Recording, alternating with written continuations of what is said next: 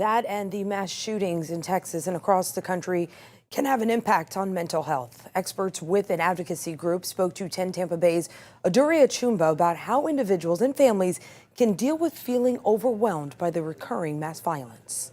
On Saturday, May 6, a lone gunman killed 8 people who were just shopping at an outlet mall in Allen, Texas. Police killed the man, but gruesome photos from the crime scene landed on social media. A week before, on April 28th, 5 people, including a 9-year-old boy, were shot to death in San Jacinto County by their neighbor.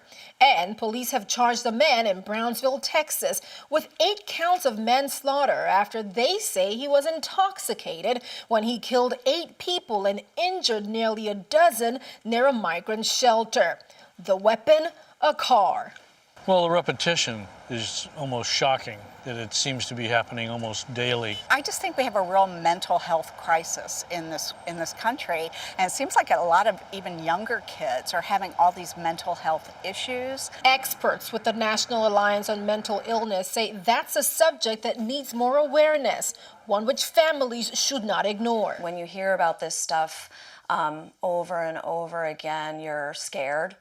You're afraid for your families, for your kids, so it gives you kind of that sense of anxiety that you might not normally have. For the people feeling overwhelmed right now about all this gun violence, what advice do you have for them? Start having conversations in your community if it's something that you feel strongly about, whatever the issue is. I think it's really important to talk about it, whether that means with a friend, a family member, somebody in your circle that you feel comfortable with. Maybe that's a counselor, maybe that's somebody in the faith community.